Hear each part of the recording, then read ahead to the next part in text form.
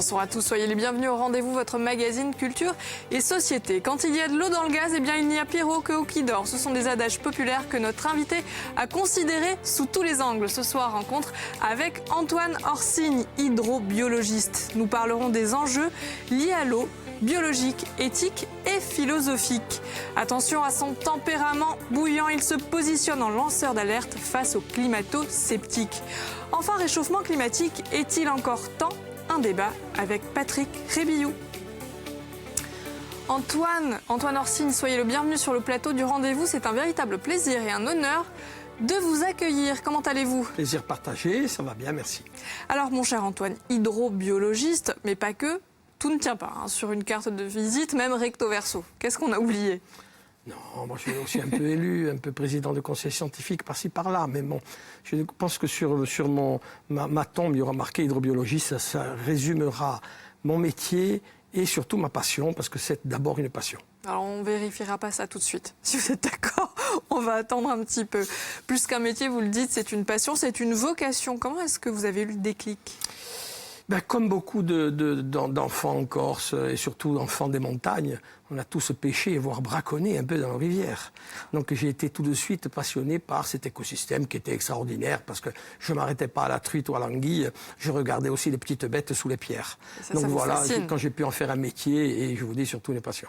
Alors vous dites la trajectoire de la maçonnerie à la rivière, vous savez tout faire? Alors voilà, c'est vrai que moi, lorsque j'avais 13-14 ans, en été, je donnais un coup de main à mon père, qui était artisan maçon. Donc comme il avait qu'un ouvrier, je disais, on double l'effectif des ouvriers. Et donc j'ai appris beaucoup. J'ai appris d'abord la nature avec mon père. J'ai appris les champignons, la chasse, la pêche. Donc j'ai appris à respecter la nature, pas seulement ceux qui sont anti-chasse. Ils auraient dû avoir mon père comme prof. Et après, j'ai appris la maçonnerie. J'ai fait ma maison avec ma femme, avec mes filles. Voilà. Donc je suis un vrai maçon dans l'âme. On verra que tout est lié avec le bon sens, à l'ancienne également. Alors votre passion pour l'eau, pour la rivière, vous la partagez tout d'abord avec l'une de vos filles, et puis ensuite avec vos élèves à l'université de Corse. Et en guise de salle de classe, eh bien vous les emmenez en extérieur, et ça se passe quand même le plus souvent au bord d'une rivière. Alors c'est vrai que moi je ne peux pas concevoir un cours magistral sans une illustration sur le terrain. Parler d'une rivière et pas avoir d'eau, c'est comme disait Coluche, le doyen qui nous vendait de l'intelligence, il n'avait pas un échantillon sur lui. Alors moi je dirais, je vais vendre de l'écologie des eaux douces, j'ai des échantillons, mais on va dans les lacs, dans les rivières, et c'est toujours un plaisir pour moi, mais c'est souvent un plaisir pour eux. C'est comme ça qu'on fait naître des vocations. Et ça fait 33 ans que ça dure. Ouais. 33 ans, j'ai commencé en 86 à l'université de Corse, et je vais toujours aussi volontiers. Mon corps ne me suit pas, je me dis qu'un jour je vais finir avec des béquilles et voir un fauteuil roulant, mais j'irai encore quelques années à l'université enseigner. Alors c'est pas un enseignement, c'est je fais passer ma passion. Et vous avez certainement suscité quelques vocations. Je pense, quelquefois autour de la table, dans des réunions officielles, il y en a quelques-uns qui lèvent la main en disant « Monsieur Orsigne a été mon prof ». Alors quand les gens disent en 86, ça fait quand même quelques années. Mais j'ai aussi le plaisir, depuis au moins 5 ou 6 ans, d'avoir les enfants de mes premiers étudiants, qui étaient étudiants en 86, entre 86 et 90. Et là, j'ai eu les enfants. C'est assez sympathique de voir à l'intercours un étudiant ou une étudiante dit « Monsieur, vous avez le bonjour de mon père ou le bonjour de ma mère ». Et quand je demande le nom, je me souviens de l'avoir eu comme étudiant. C'est sympathique. Je vous dis, je me dis pas, je vieillis. Non, tant mieux. Il y a tellement de gens qui vieillissent pas. C'est ce qui peut vous arriver de pire, de vieillir un peu. Alors j'ai eu la chance, moi, un jour, de vous accompagner au bord d'une rivière. C'était pour observer des insectes. Qu'est-ce qui vous fascine dans l'entomologie? Alors les insectes, on devrait souvent s'inspirer de ce que font les insectes. Les insectes, certes, il y a des insectes qui mangent d'autres insectes. On mange bien des vaches, donc du moins des steaks. Mais les insectes qui vivent en société, c'est quelque chose d'extraordinaire. Souvent, je prends aussi comme exemple ces populations et ces peuplements d'insectes dans les rivières pour parler de résistance et de résilience. Quand il y a une crue, les insectes essayent de résister en plongeant sous les pierres, en s'écartant de la rivière. Et puis après, il y a surtout la résilience et comment l'écosystème se reforme à partir dès que le débit a baissé. Donc moi, les notions de résistance et de résilience qui sont très philosophiques, voire psychologiques, je l'applique à l'écologie. Ça commence par les petites bêtes. Sur quoi vous travaillez en ce moment, Antoine? Sur les conséquences du changement climatique, d'une part, dans les hydrosystèmes, c'est-à-dire les lacs, les rivières, et surtout les lacs d'altitude. Mais aussi aujourd'hui, on travaille sur les puits de carbone. C'est-à-dire aujourd'hui, on travaille sur l'herbier de Posidonie. On a une équipe dirigée par le professeur Perjean qui travaille sur l'herbier de Posidonie. Et avec mon équipe, nous travaillons dans les podzines d'altitude. Et on est peut-être, hein, on va sortir un papier, hein, comme on dit, peut-être la région de France métropolitaine, on dira, parce qu'après les DOM c'est autre chose, en France métropolitaine à être en carbone plus, c'est-à-dire on stocke plus qu'on émet, ce qui serait une première. Une très bonne chose. Donc on a un scoop sur ce plateau ce soir.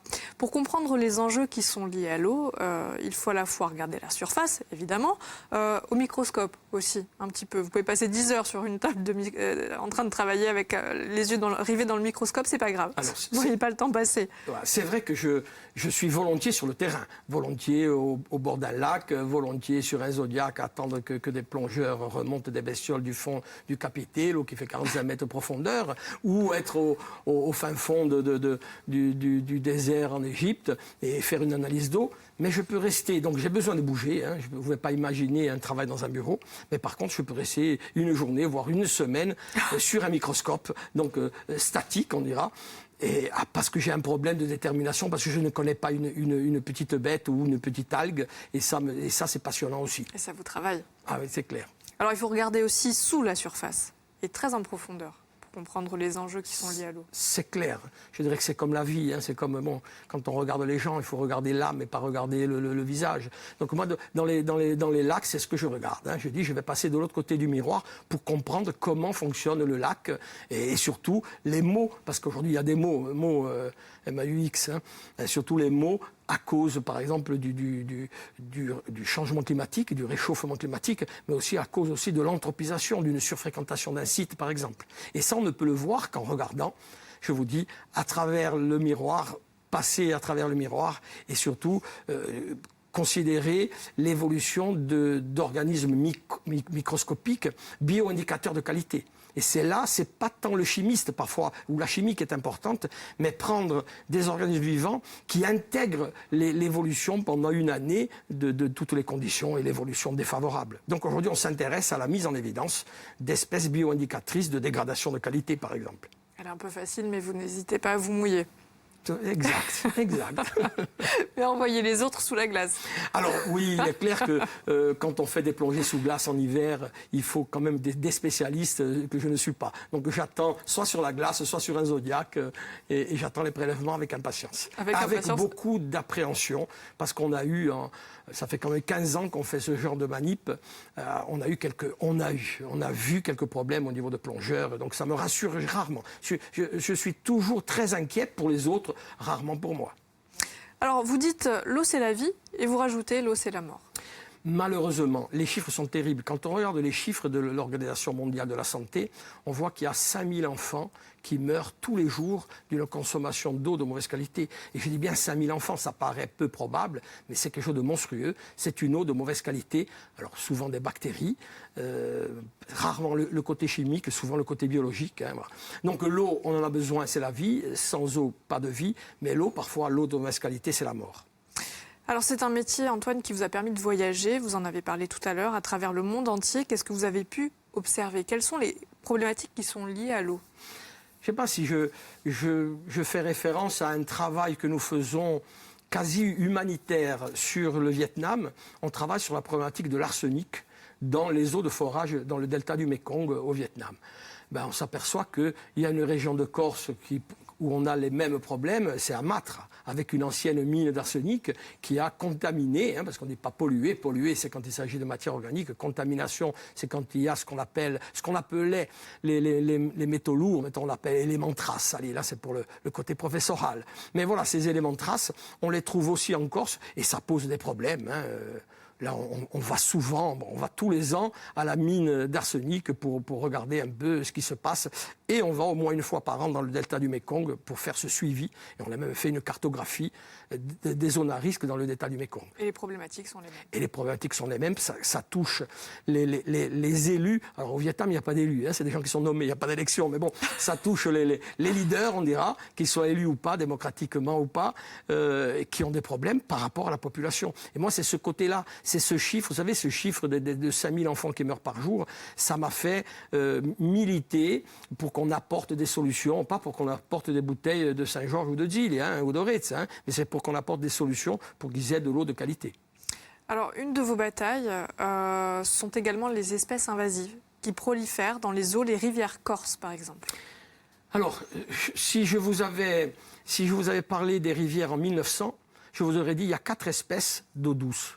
Que 4 espèces. Aujourd'hui, il y a 21 espèces en plus. Alors aujourd'hui, on peut se dire, on est passé de 4 à 25, si je sais compter, donc on a augmenté la biodiversité, c'est une richesse. En fait, non. En fait, quand on voit des silures, quand on voit des saumons de fontaine ou ombles de fontaine dans les lacs d'altitude qui ont fait disparaître la truite endémique, vous avez compris que c'est pas une bonne chose, ça n'a pas augmenté la biodiversité. Non, ça a menacé la truite que nous avons, la truite corse que nous avons. Donc ça, je crois que c'est important. Et pire que ça, parce que là j'évoque de la prédation, un poisson qui mange un autre. Pire que ça, moi ce que j'appelle toujours la bombe à retardement, qui va nous éclater dans la gueule, on commence à le voir en Europe. Ce qui va nous éclater dans la gueule, c'est les virus, les bactéries, les parasites qu'on a emmenés avec ces espèces introduites. Même si elles paraissent anodines, un petit verron qui mesure 5 cm, les pêcheurs disent « oh ça va, la truite va la bouffer ». Mais sauf que ce verron, on commence à voir qu'il y a des parasites qui pourraient un jour toucher la truite ou l'anguille. Et peut-être même l'homme. Probablement pas. Il y a quand même la barrière de l'espèce. Mais bon, mais en tout cas, ça améliore pas la biodiversité. C'est paradoxal de dire on est passé. J'aurais préféré qu'on reste comme en 1900 avec que 4 espèces. Finalement, avec la réflexion. Alors, on l'a bien compris. Si on devait parler de votre tempérament, votre réputation, vous êtes une personnalité plutôt cash, presque clash. Vous n'hésitez pas à dire ce que vous pensez, quitte à ne pas vous faire que des amis. Mais c'est pas grave. Non, c'est pas grave.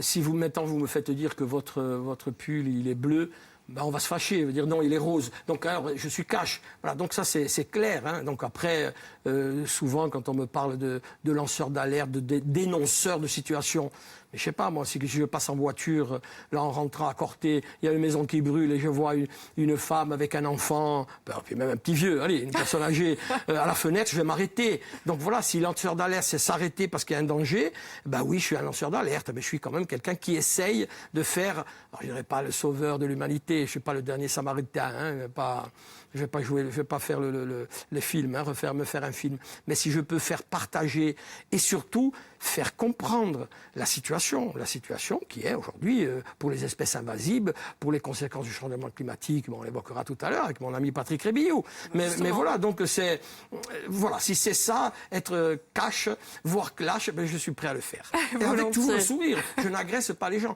Alors c'est vrai, comme je parle avec passion, je parle fort, je suppose que là vous avez baissé peut-être les micros, mais voilà, c'est ce qui me caractérise. Alors, j'ai toujours un peu la pêche malgré mes 61 ans. On me dit oui, et vous avez raison. Alors, les climato-sceptiques sont toujours là et nient l'évidence. Vous l'avez dit, je vous propose d'envisager un compte-rendu pour les convaincre avec le concours d'un spécialiste. Suivez-moi.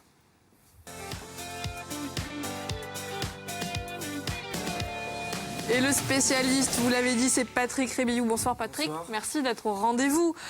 Directeur du Centre météorologique régional Corse, vous vous connaissez bien, puisque vous animez souvent le débat lorsqu'il est question de réchauffement climatique. 2018, année la plus chaude jamais enregistrée. Est-ce qu'on peut encore nier le réchauffement climatique ? De mon point de vue, non. Mon point de vue, non. En 2018, c'est l'année la plus chaude. Alors on a des séries anciennes sur la Corse, donc c'est la plus chaude sur Ajaccio, c'est la plus chaude sur Bastia. On a 17 degrés de température moyenne. Et la moyenne du XXe siècle, c'était 14 degrés. Donc quand on parle récemment du rapport à 1,5 degré, vous voyez qu'on y est, quoi. Donc je pense qu'on ne peut pas nier le réchauffement climatique, et je vais même aller plus loin. Je pense que c'est indigne d'être climato-sceptique actuellement. Vu les conséquences du changement climatique, vu ce que ça va impliquer sur tout un tas de choses, dans les sociétés, même sur l'homme, je pense que c'est indigne d'être climato-sceptique. Vous êtes d'accord, évidemment? Oui, c'est clair. Moi, je vais aller peut-être un peu plus loin sur le côté social. Moi, je me dis que demain, bon, il va faire plus chaud, un climat de Tunis ou pas, mais là, on peut en débattre. Mais c'est de dire, bon, je pourrais avoir gardé ma piscine et avoir de la climatisation dans toute ma maison, mais il y aura peut-être des gens moins aisés qui ne pourront pas climatiser, qui n'auront pas les moyens de changer des fenêtres ou des portes, et n'ont pas les moyens. Donc ça, je crois qu'on va vers une autre problématique après les gilets jaunes, pourquoi pas les gilets verts. Moi, j'aime sourire toujours, hein. Ouais. Mais voilà, il faudra qu'on y arrive là aussi, et on va y arriver. Alors, ce réchauffement climatique... Parce que je vais juste un exemple pour rejoindre ce que dit Antoine sur la climatisation, parce que 3 degrés de température moyenne, on ne voit pas très bien ce que ça représente. Il a fait bon cette année, hein, d'accord. Sauf que le record de température maxi en Corse, c'est Figuerie qui le détient avec 43,4 degrés dans le climat actuel. Et dans le réchauffement climatique, il y a un déplacement de la moyenne, mais surtout des extrêmes. Et donc, avec 1,5 degré, si on respecte ça de réchauffement global, on aura 3 degrés de plus sur les extrêmes. Si on passe à 2 degrés, 4 degrés de plus. Donc, quand il commence à faire 50 degrés, c'est invivable. Et là, du coup, il y a un vrai problème de société. Qui pourra se payer la climatisation? D'autant que ça pose des problèmes économiques, puisqu'il faut de l'énergie. Vous voyez, tout s'enchaîne. C'est pour ça que c'est un vrai problème de société. Et je maintiens qu'on ne peut plus être climato-sceptique maintenant, mais il y a quelque chose d'indigne à l'être, il me semble. Alors, ce réchauffement climatique, il n'est pas apparu du jour au lendemain. Ça a été progressif. Est-ce qu'on peut considérer qu'on peut toujours attendre ou il y a un seuil à vraiment ne pas franchir? Auquel cas, palier franchi, est-ce qu'il sera irréversible? Et quelles seront les conséquences? Alors justement. En fait, l'idée de limiter à 1,5 degré, 2 degrés, c'est pour essayer de ne pas franchir ce qu'on appelle des effets de seuil. Par exemple, qui est assez éloquent, c'est la calotte polaire, le Groenland. À partir de 2 degrés, on n'est pas sûr que ça soit pas complètement déstabilisé, que ça fonde complètement. Du coup, on n'est pas dans 80 cm d'augmentation du niveau de la mer, on passe à 7 mètres. Hein. On passe à 7 mètres. Et c'est ce genre de choses qu'on voudrait éviter en maintenant en 1,5 degré, 2 degrés. Alors vous en avez parlé derrière les enjeux climatiques, les enjeux éthiques. À un moment donné, se pose la question de la dimension sociale qui prend le pas vraiment sur les conséquences environnementales. Vous avez parlé de choix individuels, se payer la clim, mais ça veut dire aussi qu'il y aura des enjeux collectifs comme accueillir des réfugiés climatiques. Est-ce que le grand public a conscience de ces enjeux-là? Je crois pas qu'on arrive à, de manière concrète, voir les conséquences du changement climatique. Parce que d'abord, c'est pas qu'un changement climatique, il y aura et Antoine l'a évoqué sur la biodiversité, il y a des impacts là-dessus. Moi, je crois très clairement qu'il va falloir changer notre rapport au monde, en fait. Il n'y a pas d'autre solution. Quand je dis au rapport au monde, on voit bien qu'il y a une présomption dans la société, au moins occidentale. C'est-à-dire qu'on est à part de la nature et on est supérieur à elle et on pense qu'on va toujours résoudre les problèmes grâce à notre savoir, grâce à l'énergie, etc. Et très clairement, ça ne sera pas possible. Ça ne sera pas possible. Alors, si on regardait l'actualité en ce moment, Donald Trump qui nomme un climato-sceptique au ministère de l'Environnement, le Brésil qui va se retirer de la conférence mondiale pour le climat, Nicolas Hulot qui jette l'éponge, quel est le message perçu par le public? Est-ce qu'il n'y a rien à faire? Alors là, on est sur le posture, je parle bien de posture. Tout à l'heure, j'évoquais la résistance et la résilience des petites bêtes dans la rivière quand il y a une crue. Aujourd'hui, on est dans la posture de résistance, mais de résistance bête et méchante. C'est-à-dire, on montre les gros bras, c'est ce que fait le président des États-Unis. On montre les gros bras, on dit, moi je suis costaud, je résiste. Sauf qu'aujourd'hui, il faut être dans la position de résilience, c'est-à-dire de dire quels sont les moyens à mettre en œuvre pour s'adapter aux conséquences. Parce que même, imaginons, on peut rêver, hein. Les États-Unis, l'Inde n'émettent plus, l'Europe n'émet plus de CO2. Est-ce que la planète revient d'un coup à ce qu'on avait il y a 100 ans? Bien sûr que non. Il y a une inertie. Donc, quel que soit le 2 degrés qu'évoque Patrick ou le 4 degrés qu'évoquent d'autres personnes, il faudra engager cette résilience, c'est-à-dire cette adaptation. Parce que moi, je ne suis pas pour les méthodes à couper des têtes, hein, même si tout à l'heure, vous m'avez présenté comme quelqu'un qui fonçait. Je fonce, certes, mais je fonce pour expliquer. C'est de ne pas dire, vous allez arrêter de consommer de l'eau. Ce n'est pas possible. La bataille de l'eau, elle est déjà derrière nous, la bataille de l'eau. Là aussi, demain, quand on manquera d'eau potable, on pourra dire le mètre cube, au lieu d'être à 3 €, il va être à 20 €. Mais il y a des gens qui ne pourront plus se prendre des douches. Voilà, on revient sur le volet social. Mais moi, j'insiste sur ce volet. Moi, je ne suis pas dans le volet résistance encore. Je suis déjà dans la résilience parce qu'on en a déjà pris plein la gueule. Mais il faut travailler sur la résilience des écosystèmes, mais aussi la résilience des systèmes politiques. Alors, qu'est-ce qu'on peut faire, justement? Vous êtes d'accord? Oui, complètement, notamment sur le mot adaptation, quoi. Et le changement climatique, on a bien compris qu'il est actuellement, il y a déjà des conséquences graves. Enfin, je veux dire, à Corté, on a pris 100 mm cet été, ça s'est jamais vu. Il y a eu 50 mm en une demi-heure à Ajaccio en octobre, partout, il y a des conséquences visibles qu'on relie d'ailleurs au demi-degré des années de différence entre les années 60-80 et 90-2010. Et donc il faut s'adapter dès maintenant. Et l'adaptation permet effectivement d'organiser la résilience, en fait. Je suis d'accord, c'est ça. Et en fait, l'adaptation, elle devrait être dans toutes les politiques, et dans tous les domaines de la société. On ne peut pas, même une politique urbaine, on ne peut pas maintenant s'affranchir du fait qu'il y a un changement climatique maintenant et que ça va continuer surtout. Alors on l'attend, mais elle ne vient pas, cette démarche collective. Est-ce que individuellement, on peut quand même faire changer les choses? Après, individuellement, c'est difficile. Après, moi, je suis assez optimiste parce qu'il y a quand même, on voit qu'il y a des marches du climat, il y a quand même des appels.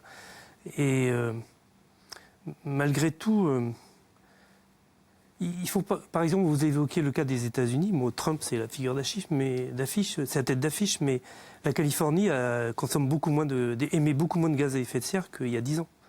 Donc, en fait, de manière fédérale, il y a des choses qui se passent. Moi, je crois beaucoup aux villes, en fait, où on habite de plus en plus, aux initiatives individuelles, mais aussi collectives, et à la dissémination des bonnes pratiques.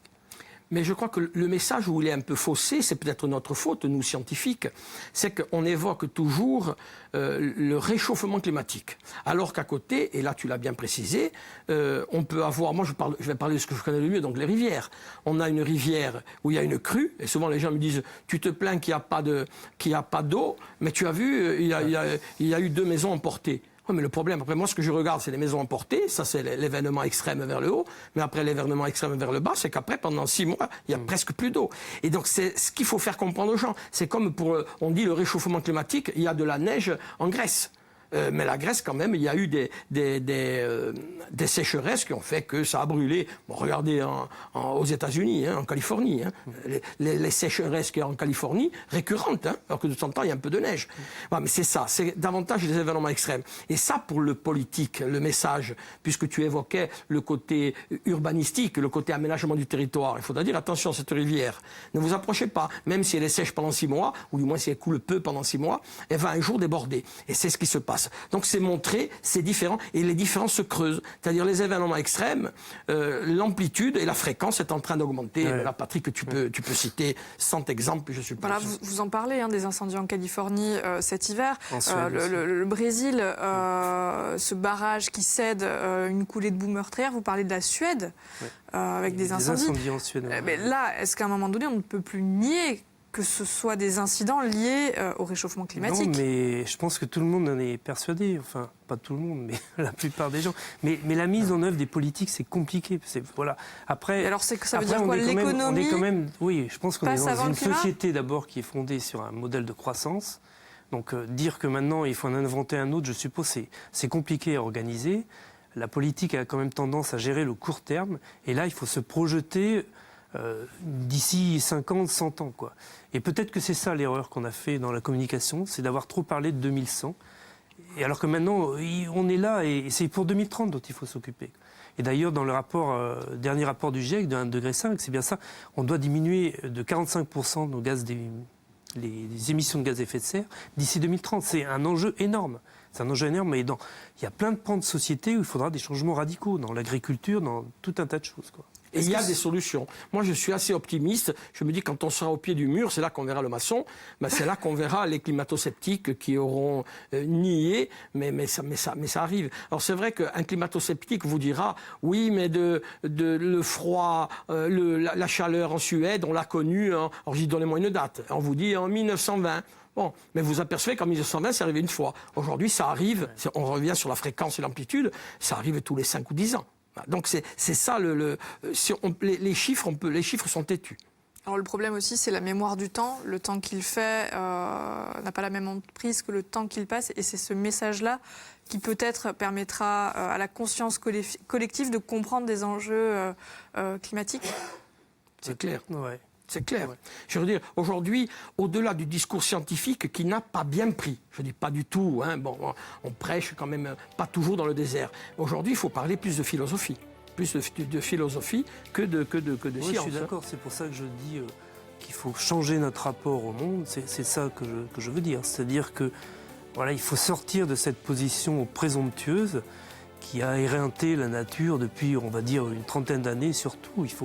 Il n'y a pas d'autre solution. Et il y a un vrai orgueil, je pense, dans certains décideurs de penser qu'on aura les moyens technologiques, qu'on aura assez d'énergie pour arriver à pas s'adapter justement à être résilient malgré, à résister en fait. Et quand on ne respecte pas la nature ne nous respecte pas. Voilà, merci d'avoir pris le temps d'être venu sur le plateau du rendez-vous. Bonne soirée à tous. Ciao.